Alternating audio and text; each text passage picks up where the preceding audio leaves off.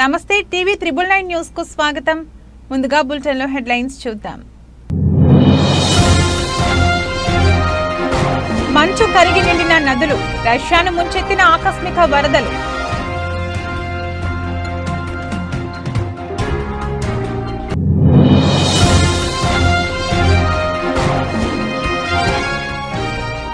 దొంగ దెబ్బ తీసేందుకు కుట్ర పన్నారు. సీఎం రేవంత్ రెడ్డి సంచలన వ్యాఖ్యలు.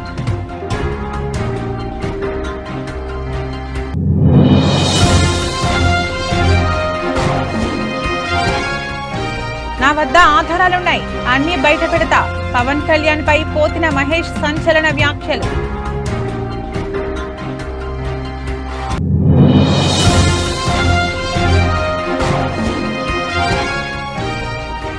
మైదుకూరులో షర్మిలకు షాక్, జగనన్న సంక్షేమ పథకాల వివరణ.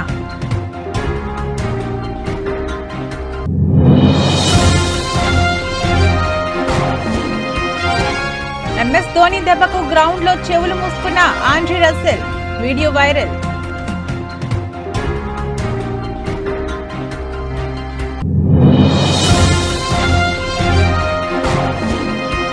కాలర్ ఎగరేసేలా దేవర ఉంటుంది, అలాగే మూవీ కాన్సెప్ట్ ని కూడా చెప్పేసిన ఎన్టీఆర్.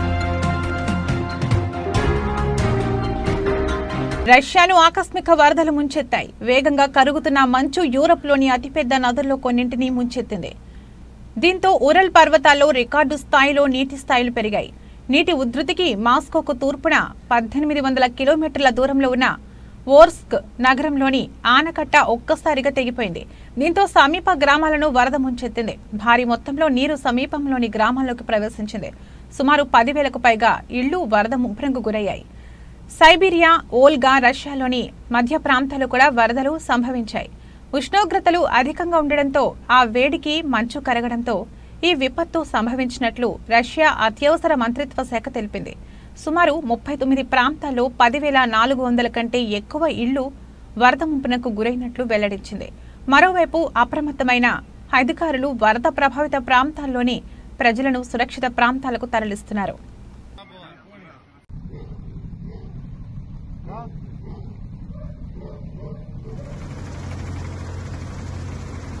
సొంత ఇలాఖాలో ధమాకా మోగించే వ్యూహం రచిస్తున్న తెలంగాణ సీఎం రేవంత్ రెడ్డి సంచలన వ్యాఖ్యలు చేశారు.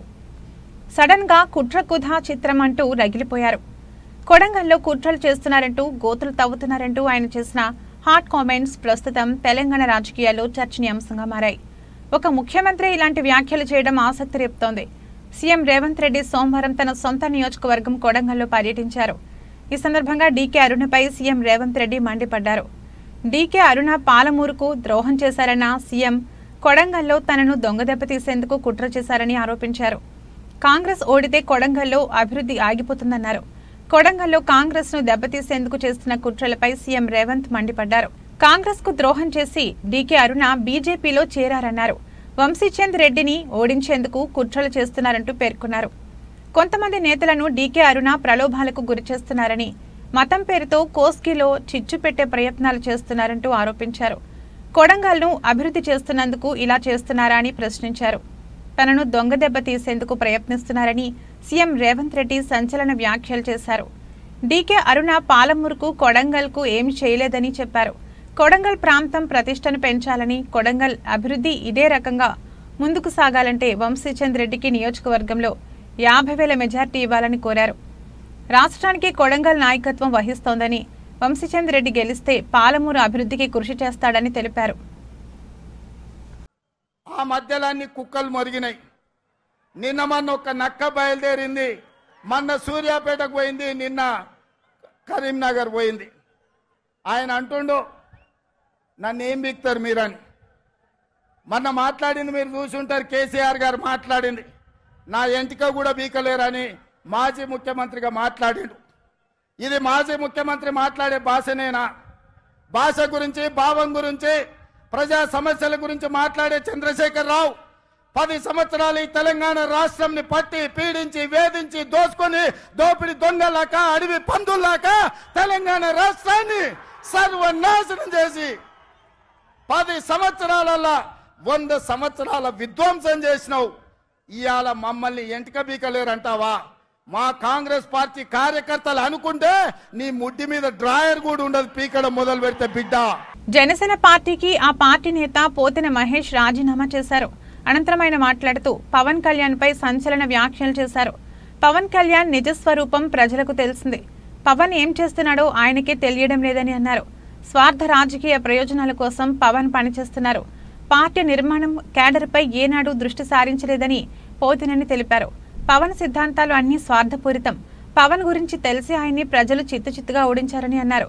25 రోజుల తర్వాత పార్టీ పరిస్థితి ఏంటో చెప్పగలరా? 21 సీట్లతో పార్టీకి ప్రజలకి ఏం భవిష్యత్తు ఇవ్వగలరని పోతిన మహేష్ ప్రశ్నించారు.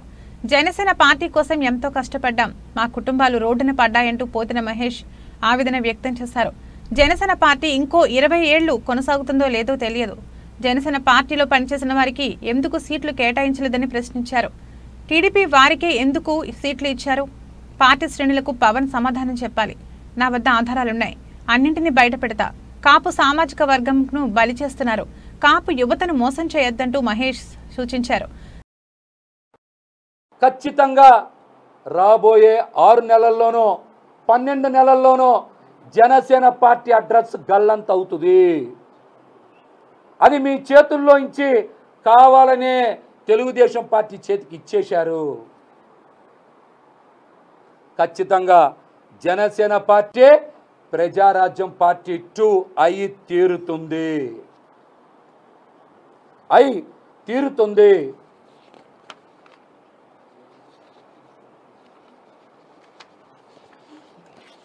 అట్లాగే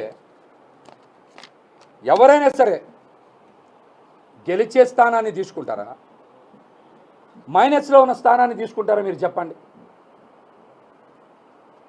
పశ్చిమ నియోజకవర్గం, తెనాలి నియోజకవర్గం మీరు సర్వేలు నిర్వహించారు కదా.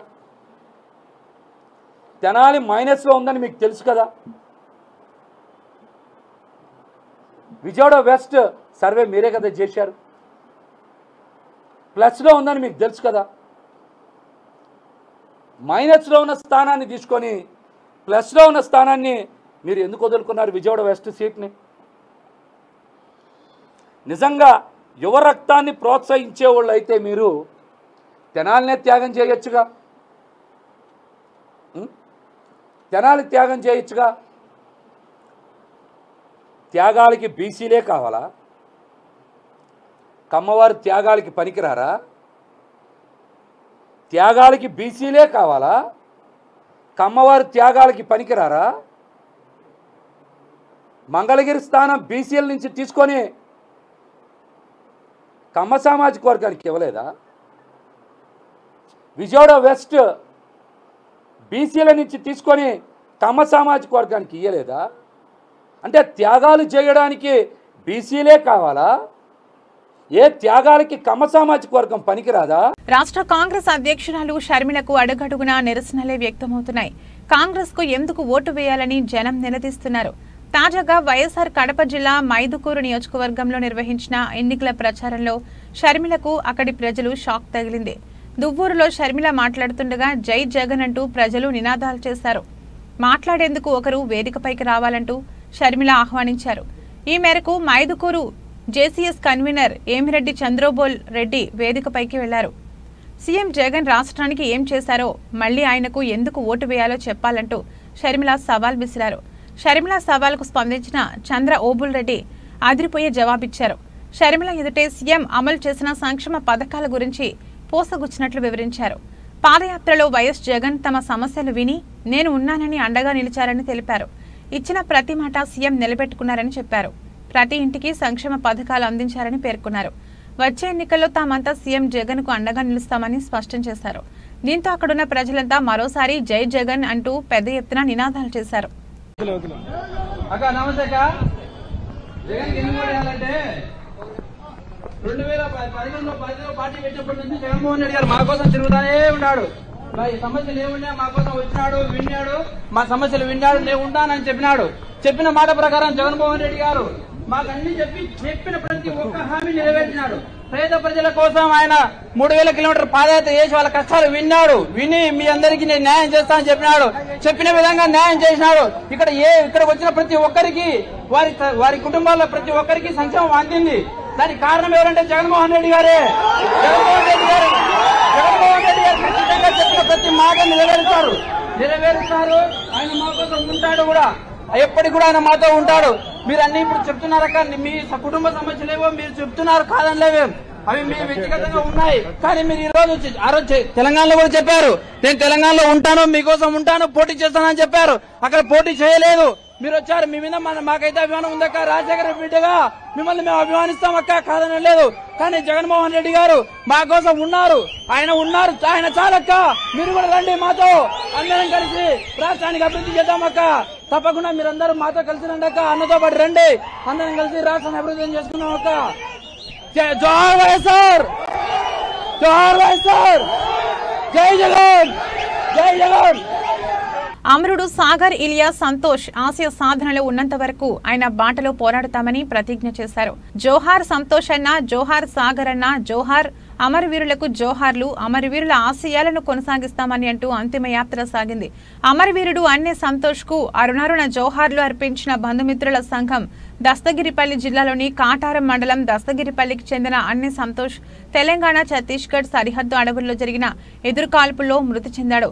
సుమారు 25 ఏళ్ల క్రితం పీపుల్స్ వార్ పార్టీలో చేరిన సంతోష్ ఆ పార్టీలో డిప్యూటీ కమాండర్ స్థాయి నుంచి Telangana special zonal committee CRC సభ్యుడిగా ఎదిగారు. పూర్వ బస్తర్ అటవీ ప్రాంతంలో ఉంటూ మావోయిస్టు పార్టీ కార్యక్రమాల్లో చురుగ్గా పాల్గొంటున్నారు. అయితే శనివారం జరిగిన ఎన్కౌంటర్లో సంతోష్ మృతి చెందిన విషయం తెలియగానే దస్తగిరిపల్లితో పాటు సమీప గ్రామాల్లో విషాద ఛాయలు అలుముకున్నాయి. 2.5 దశాబ్దాల క్రితం దత్తత తీసుకున్న తల్లిదండ్రులను వదిలి అడవి బాట పట్టిన సంతోష్ మృతదేహాన్ని చూసి బంధువులు, గ్రామస్తులు కన్నీరు మున్నీరుగా వెలిపించారు. ఛత్తీస్గఢ్లోని ఊసూరు పోలీస్ స్టేషన్ పరిధిలో జరిగిన కాల్పుల్లో మరణించిన సంతోష్ మృతదేహాన్ని బీజాపూర్లో పోలీసులు అతని తల్లిదండ్రులకు అప్పగించారు.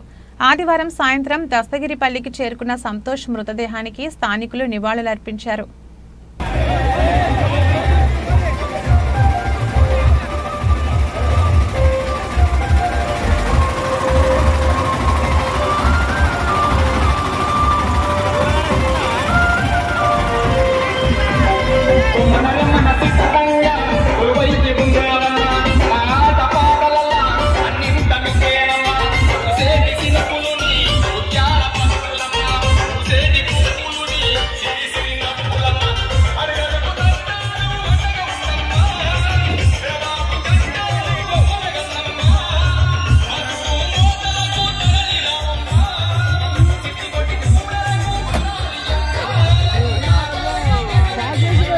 మెదక్ జిల్లా నరసాపూర్ ప్రజలను మభ్యపెట్టి మరోసారి బీఆర్ఎస్ పార్టీ ఎన్నికల్లో ఓట్లు వేసుకోవాలని చూస్తుందని కాంగ్రెస్ పార్టీ జిల్లా అధ్యక్షుడు ఆంజనేయులు గౌడ్ ఆగ్రహం వ్యక్తం చేశారు.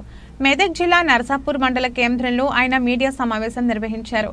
గతంలో నరసాపూర్ నియోజకవర్గంలో ఎలాంటి అభివృద్ధి చేయని మాజీ మంత్రి హరీష్ రావు, స్థానిక ఎమ్మెల్యే సునీత లక్ష్మారెడ్డి ప్రజలను మభ్యపెట్టే ప్రయత్నం చేస్తున్నారని ఆరోపించారు.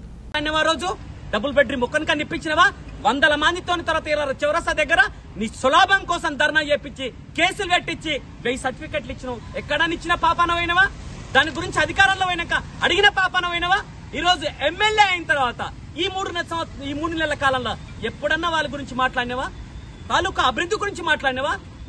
మరుమల ప్రాంతాల్లో ఈ రోజు బడుగు బలహీన వర్గాల పిల్లలు ఉన్నారు, వాళ్ళ గురించి ఎప్పుడన్నా మాట్లాడినవా? ఎంతో మంది రోడ్డెక్కిన మాట్లాడలే. కానీ తీవ్రంగా హెచ్చరిస్తున్నాం, హరీష్ రావు గారు ఒళ్ళు దగ్గర పెట్టుకుని మాట్లాడండి. మా మంత్రుల గురించి గాని, మా ప్రభుత్వం గురించి గాని, ఈ ప్రజా పాలన గురించి మాట్లాడితే మీరు ప్రజలను అవమానించినట్టు తర్వాత అందుకోసానికే ముఖ్యంగా ప్రజలను రెచ్చగొట్టి ప్రజల్లో వైషమ్యాలు పెంచే విధంగా చేసిన ఈ టీఆర్ఎస్ పార్టీని రద్దు చేయాలని చెప్పేసి నేను డిమాండ్ చేస్తున్న తర్వాత ఈ పార్టీ ఏంటంటే వర్గాల మధ్యలో చిచ్చుపెట్టు అన్ని వర్గాలను విభజిస్తూ తర్వాత వారు పబ్బం గడుకోవడం చేస్తున్నారు. టీఆర్ఎస్ 10 సంవత్సరాల కాలంలో ఈ ప్రాంతానికి ఏమైనా తీసుకొచ్చిందా? బీజేపీ 10 సంవత్సరాల కాలంలో ఈ ప్రాంతానికి ఏమైనా తీసుకొచ్చిరా? అందుకోసానికే మేము ధైర్యంగా చెప్తున్నాం, ఒక నిరుపేద బిడ్డగా జిల్లా కాంగ్రెస్ ప్రెసిడెంట్ గా నేను చెప్తున్న తర్వాత కాంగ్రెస్ పార్టీ ఎంపీ గెలిస్తే, కాంగ్రెస్ పార్టీ వచ్చిన తర్వాత ఖచ్చితంగా టోల్గేట్ విషయంలో అయితేనేమి, ఈ రైతుల సంక్షేమం కోసానికైతేనేమి, ఈ ప్రాంతానికి అభివృద్ధి దిశలో పయనించడానికి అన్న రేవంత్ అన్న నాయకత్వాన పెద్ద ఎత్తున నమ్మకంగా పనిచేస్తున్న కారు డ్రైవర్ యజమానిని బురిడి కొట్టించి 40 లక్షల నగదు కారుతో పరారయ్యాడు. టీవీ పెళ్లి చేసుకుని కొట్టేసిన నగదుతో బిజినెస్ చేసి సెటిల్ అవుదాం అనుకున్నాడు. ఇటీవల నిశ్చితార్థం చేసుకుని మరికొద్ది రోజుల్లో పెళ్లి చేసుకునేందుకు ఏర్పాట్లు చేసుకుంటుండగా పోలీసులకు చిక్కాడు. పెళ్లిపీటలు ఎక్కబోయి ఆ డ్రైవర్ను పోలీసులు కటకటాలోకి నెట్టారు. నారాయణగూడ పోలీస్ స్టేషన్ పరిధిలో జరిగిన ఈ కేసుకు సంబంధించి పోలీస్ స్టేషన్లో ఏర్పాటు చేసిన సమావేశంలో ఈస్ట్ జోన్ డీసీపీ గిరిధర్ రావులు వివరాలు వెల్లడించారు.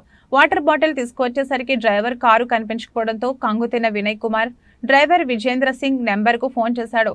ఫోన్ స్విచ్ ఆఫ్ రావడంతో నారాయణగూడ పోలీసులకు ఫిర్యాదు చేశాడు. కారుతో పాటు కారులో ఉన్న 40 లక్షల నగదు ఎత్తుకెళ్లినట్లు ఫిర్యాదులో పేర్కొన్నారు.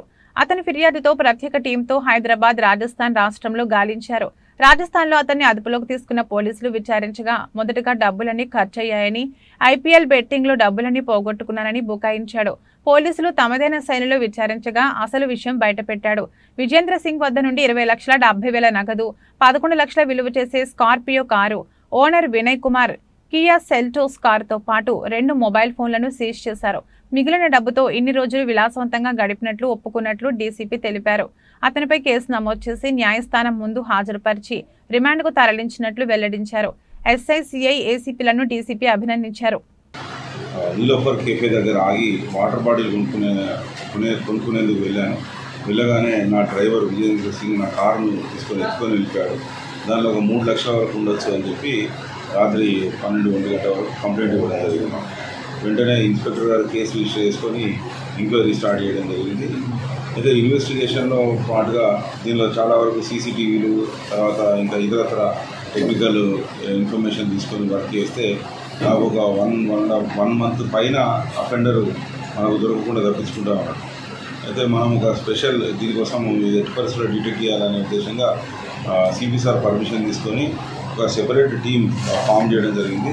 వీళ్ళను టీం ఫామ్ చేసి చంద్రశేఖర్ ఆధ్వర్యంలో ఇన్వెస్టిగేషన్ వర్క్ చేయడం జరిగింది. వాడిని డిటెక్ట్ చేయడం, ఎక్కడున్నాడు ఏంటి అనేది మొత్తం ఫైండ్ అవుట్ చేయడంలో సక్సెస్ కావడం జరిగింది. ఈరోజు మార్నింగ్ అతన్ని అఫెండర్ను కస్టడీ తీసుకోవడం జరిగింది.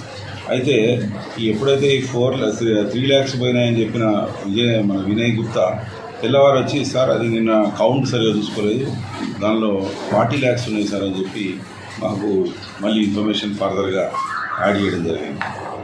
సో మళ్ళీ స్టార్ట్ అయ్యింది. అయితే ఈ 40 lakhs అనేసరికి మనం కొద్దిగా ఇంకా ఎఫర్ట్స్ పెట్టాలని చెప్పేసి గట్టిగా టీం ఫామ్ చేసి వర్క్ చేస్తే మనకు ఈ విజేందర్ సింగ్ దొరకడం జరిగింది. తెలుగువారి నూతన ఏడాది ఉగాది పర్వదినాన్ని పురస్కరించుకుని ఉభయ జిల్లాలు రాష్ట్ర ప్రజలకు రాష్ట్ర రెవెన్యూ, గృహ నిర్మాణం, సమాచార శాఖల మంత్రి పొంగులేటి శ్రీనివాసరెడ్డి సోమవారం ఓ ప్రకటనలో శుభాకాంక్షలు తెలిపారు. ఈ క్రోధినామ సంవత్సరానికి సాంప్రదాయబద్ధంగా స్వాగతం పలుకుదామని పేర్కొన్నారు. షడ్రుచుల ఉగాది పచ్చడిలోని తీపి, చేదు మాదిరిగానే కష్టం, సుఖం అనేవి జీవితంలో సహజమని తెలిపారు. కొత్త తెలుగు సంవత్సరంలో అంతా శాంతంగా సాగాలని, ప్రజలందరికీ మంచి జరగాలని, అంతా సుభిక్షంగా ఉండాలని ఆకాంక్షించారు. పంచాంగ శ్రవణం, ప్రత్యేక పూజలతో అందరూ ఉగాదిని ఆనందంగా జరుపుకోవాలని కోరారు. పరామర్శలకు వచ్చినప్పుడు నా భూమి ఎట్ల ఇబ్బంది ఉందన్నా, అట్ల ఇబ్బంది ఉందన్నా అని చాలా మంది రైతులు ఏడున్న నా కుటుంబ సభ్యులు ఆ రోజు కూడా నా నోటీసుకు తీసుకొచ్చారు. నిన్న నేను ఖమ్మం క్యాంప్ ఆఫీసులో ఉన్నప్పుడు ఇక్కడ ఉన్న వాళ్ళు కొంతమంది ముఖ్యులు వచ్చారు, ఒక 30-35 మంది ఇదే సమస్య మీద. ఈ సమస్య ఎలా పరిష్కారం చేయాలి అనే దాని మీద ఒక 2 నిమిషాలు ఆలోచించి ఇది యాక్చువల్గా రైల్వే సెక్టార్ అనేది కేంద్ర ప్రభుత్వానికి సంబంధించిన అంశం.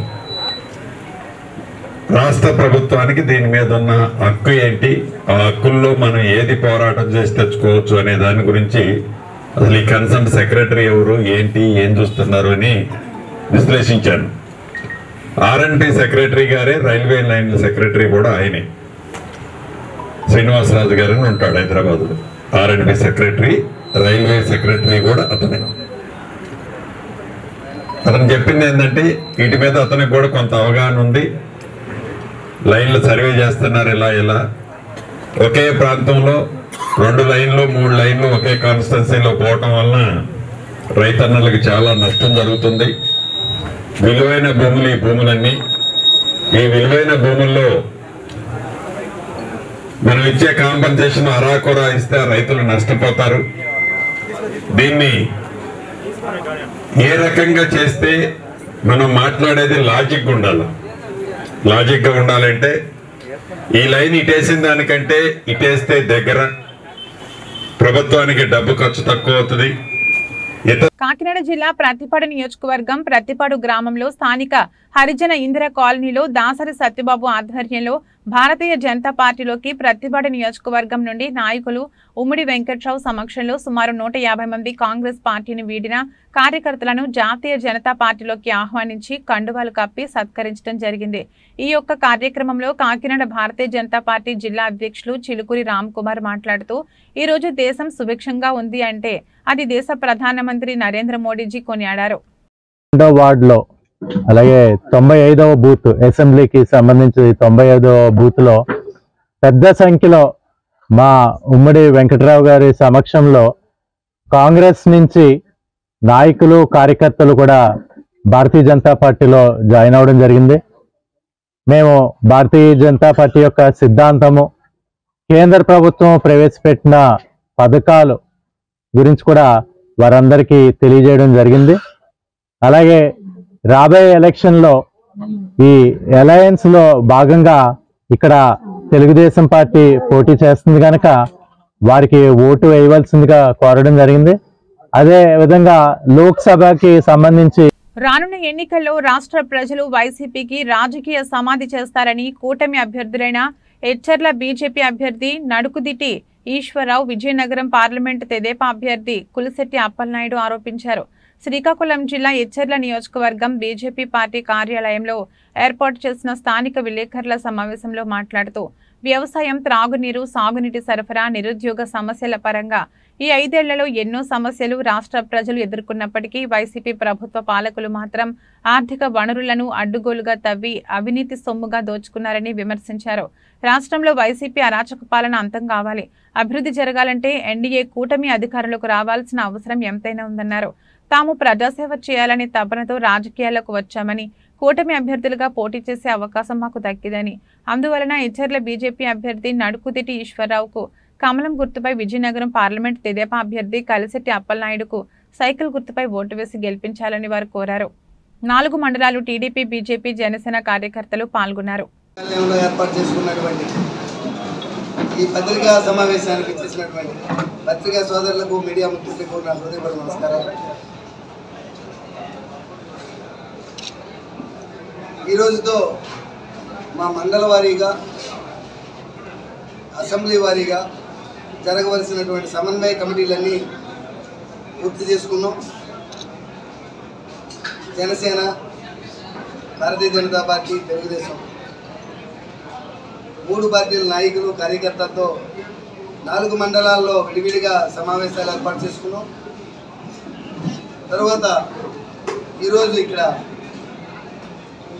మన అసెంబ్లీ కార్యాలయంలో 4 నియోజకవర్గ స్థాయి సమావేశం ఏర్పాటు చేసుకున్నాం. ఈ సమావేశాలన్నీ కూడా వచ్చే ఎన్నికలను దృష్టిలో పెట్టుకొని కార్యకర్తలందరూ చేయవలసిన పనిని విభజన చేసుకొని ముందుకెళ్ళటానికి అందరూ సమీక్షగా వెళ్ళటానికి నిర్ణయించుకొని పార్టీల ఆదేశాల ప్రకారం ఈరోజు ఈ సమన్వయ కమిటీ ఏర్పాటు చేసుకున్నాం. అన్ని మండలాల్లో, నియోజకవర్గంలో నాయకులు, కార్యకర్తలు చాలా ఉత్సాహంగా, సంతోషంగా ఉన్నారు.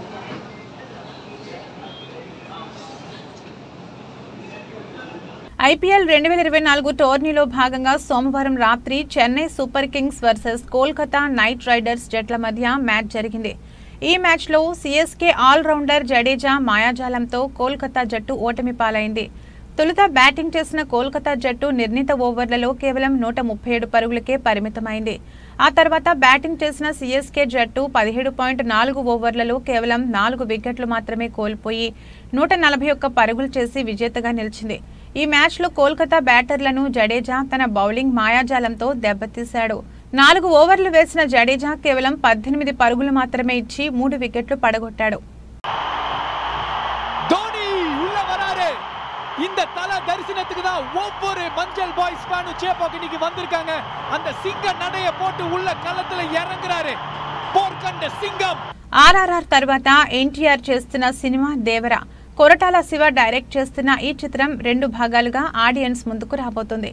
ఈ నెలలోనే ఆడియన్స్ ముందుకు రావాల్సిన ఈ సినిమా షూటింగ్ లేట్ అవ్వడంతో అక్టోబర్కి పోస్ట్ పోన్ అయింది. దీంతో ఫ్యాన్స్ కొంచెం నిరుత్సాహపడ్డారు. ఇక డీలా పడిన ఫ్యాన్స్ లో ఉత్సాహం కలిగించేలా ఎన్టీఆర్ తాజాగా ఆసక్తికర కామెంట్స్ చేశారు. నేడు హైదరాబాద్ లో జరిగిన Siddhu Jonnalagadda Tillu square success meet కి జూనియర్ ఎన్టీఆర్ చీఫ్ గెస్ట్ గా హాజరైన సంగతి తెలిసిందే. ఇక ఈ ఈవెంట్ లో ఎన్టీఆర్ దేవర గురించి మాట్లాడుతూ ఈ సినిమా అంతా భయం అనే కాన్సెప్ట్ చుట్టూ తిరుగుతుంది. సినిమాలో ఎక్కువ శాతం భయం గురించే మాట్లాడుతూ ఉంటాము. అలాగే మీరు ఓవర్ అయిందని అనుకోకపోతే సినిమా గురించి ఒక చిన్న మాట చెబుతాను. దేవర సినిమా రావడం కొంచెం లేట్ అయినా కాలర్ ఎగరేసేలా ఉంటుంది. అందుకోసం మేము ఎంతో కష్టపడుతున్నామంటూ చెప్పుకొచ్చారు. ఇక ఈ కామెంట్స్ తో అభిమానులు భారీ అంచనాలు క్రియేట్ అయ్యాయి. కాగా దేవర ఫస్ట్ పార్ట్ ని దసరా కానుకగా అక్టోబర్ 10న రిలీజ్ చేస్తామంటూ మేకర్స్ అనౌన్స్ చేశారు. ప్రస్తుతం ఈ మూవీ షూటింగ్ ని శరవేగంగా ముందుకు తీసుకువెళ్తున్నారు.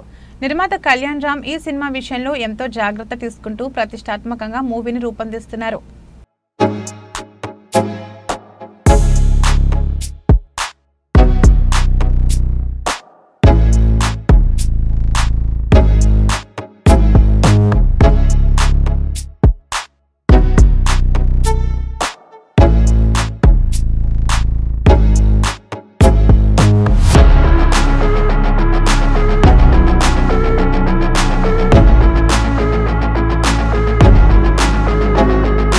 బులెటిన్ ముగించే ముందు హెడ్లైన్స్ మరొకసారి. మంచు కరిగి నిండిన నదులు, రష్యాను ముంచెత్తిన ఆకస్మిక వరదలు.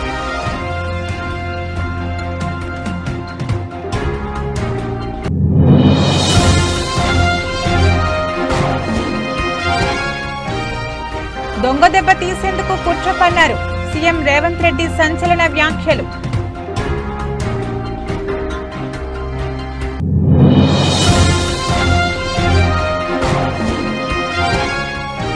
నా వద్ద ఆధారాలున్నాయి, అన్ని బయట పెడతా. పవన్ కళ్యాణ్ పై పోతిన మహేష్ సంచలన వ్యాఖ్యలు.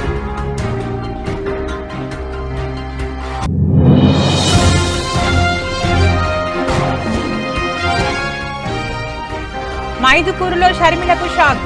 జగనన్న సంక్షేమ పథకాల వివరణ.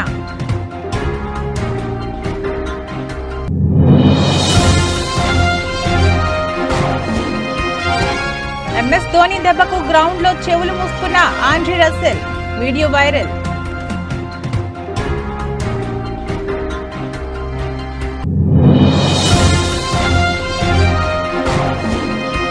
కాలర్ ఎగరేసేలా దేవర ఉంటుంది. అలాగే మూవీ కాన్సెప్ట్ ని కూడా చెప్పేసిన ఎన్టీఆర్. ఇది రోజు బులెటిన్. మరో బులెటిన్ మళ్ళీ కలుద్దాం. అంతవరకు సెలవు. నమస్కారం.